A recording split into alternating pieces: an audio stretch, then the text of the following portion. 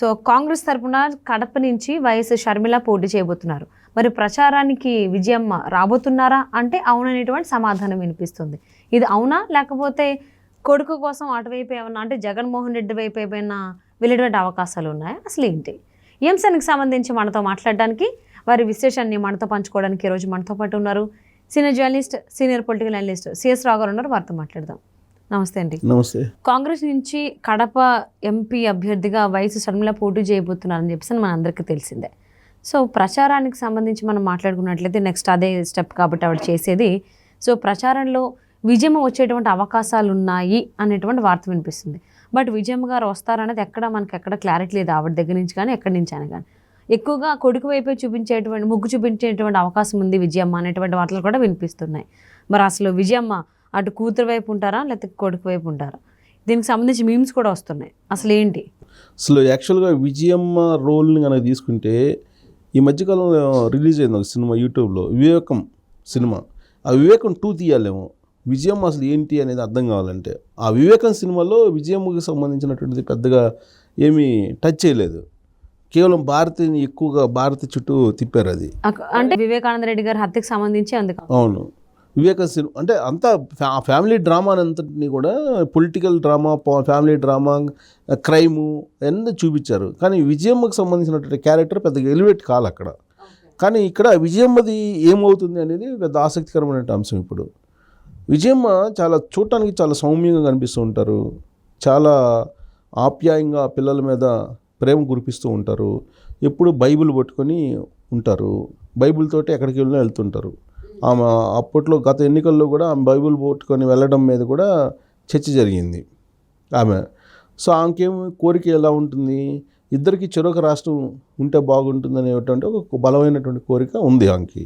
అంటే అన్నా చెల్లెలకి. అంటే జగన్మోహన్ రెడ్డికి ఏమో ఆంధ్రాను, తెలంగాణ ఏమో చెరువులోకి ఉంటే బాగుండు, 2 రాష్ట్రాలు చెరువుకలకు ఉంటే బాగుండు అని చెప్పి ఆమెకు బలమైనటువంటి కోరిక ఉంది అని చెప్పి మనం విశ్లేషణ చేసుకోవచ్చు. ఎందుకనంటే ఆవిడ తెలంగాణ వైఎస్ఆర్ పార్టీ పెట్టినప్పుడు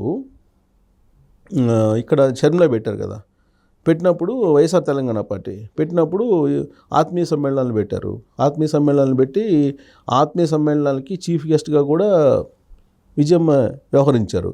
ఆ సందర్భంగా తన కూతుర్ని ఆశీర్వదించండి, ఏ విధంగా అయితే జగన్మోహన్ రెడ్డిని ఆంధ్రప్రదేశ్ ప్రజలు ఏ విధంగా ఆశీర్వదించారో అలాగే నా బిడ్డను కూడా ఆశీర్వదించండి, మీకు సేవ చేస్తారు, ఇక్కడ రాజన్న రాజ్యం తీసుకొస్తారు, రాజశేఖర్ రెడ్డి ఏ విధంగా పరిపాలన తీసుకొచ్చారో అలాంటి పరిపాలన షర్మిల అందిస్తారని చెప్పి ఆమె వెంటుండి నడిపించింది ఆవిడ షర్మిలని. అంటే దాని అర్థం ఏంటి?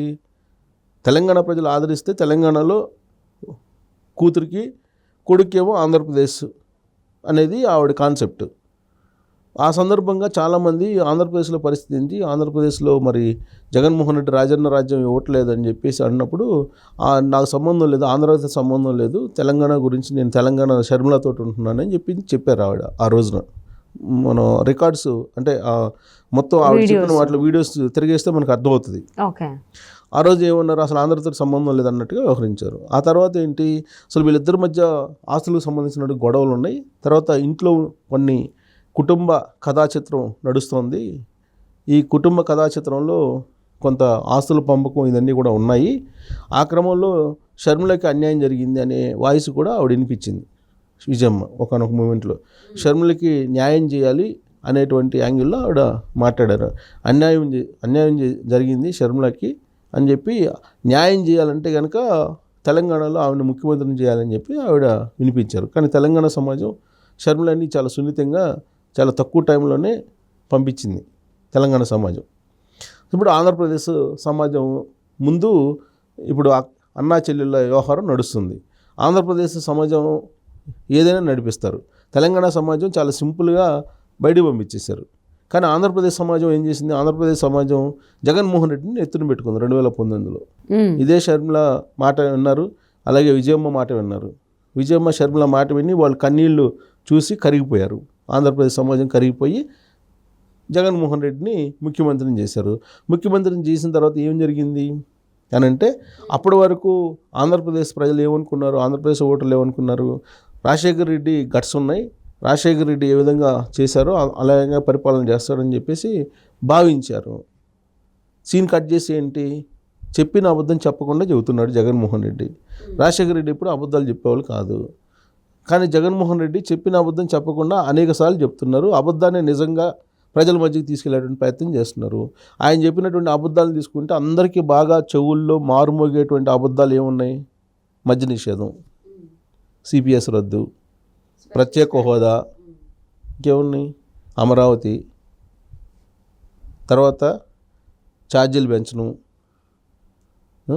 తర్వాత సుపరిపాలన అందిస్తా, అభివృద్ధి చేస్తా, కంపెనీలు తీసుకొస్తా, ఉద్యోగాలు ఇస్తా, జాబ్ క్యాలెండర్ నేను చెప్పారు కదా, దాదాపు 150 లిస్టు తిరుగుతుంది. ఆయన చెప్పిన హామీలు, ఆయన చెప్పినటువంటి మాటలు 150 సుమారుగా సోషల్ మీడియాలో చక్కలు కొడుతున్నాయి. సరే, వాటిలో ప్రధానమైతే చెవుల్లో మారుమోగే ఏంటంటే 4 ప్రధానమైనవి అది చెప్పాను కదా. అంటే ఈ 4ని బేస్ చేసుకున్నా, మిగతావి వదిలిపెట్టినా, ఈ 4ని బేస్ చేసుకున్నా కానీ ఆయన ఎన్ని అబద్ధాలు చెప్తాడు, ఒక అబద్ధాన్ని ఏ విధంగా చెప్తాడో, ఎంత అందంగా చెప్తాడో, ఎంత నమ్మేలాగా చెప్తాడో యూత్కి అందరికీ తెలుసు. ఎందుకంటే యూత్ దగ్గర ఇవన్నీ చెప్పింది. అప్పుడు యూనివర్సిటీలకు వెళ్ళి, కాలేజీలకు వెళ్ళి ఆవిడ సబ్మిట్లు పెట్టాడు. మనకి సంజీవిని ఒక్కటే, మనం బాగుపడాలంటే, మీకు ఉద్యోగాలు రావాలంటే, ప్రత్యేక హోదా ఒక్కటే అని చెప్పాడు. సరే, విన్నారు, జనం విన్నారు, ముఖ్యమంత్రిని చేశారు. చేసిన తర్వాత పూర్తి రివర్స్లో ఉంది వ్యవహారం. ఆయన చెప్పి ఎన్ని అబద్ధాలు అని చెప్పి తేలిపోయింది. ప్లస్ ఇప్పటి వరకు 7 సార్లు 8 సార్లు విద్యుత్ ఛార్జీలు పెంచాడు. భారతదేశంలో ఏ రాష్ట్రంలో లేని విధంగా పెట్రోల్ డీజిల్ రేట్లు ఉన్నాయి ఆంధ్రప్రదేశ్లో. ఇక్కడ మద్యం సంగతి చెప్పవసరం లేదు.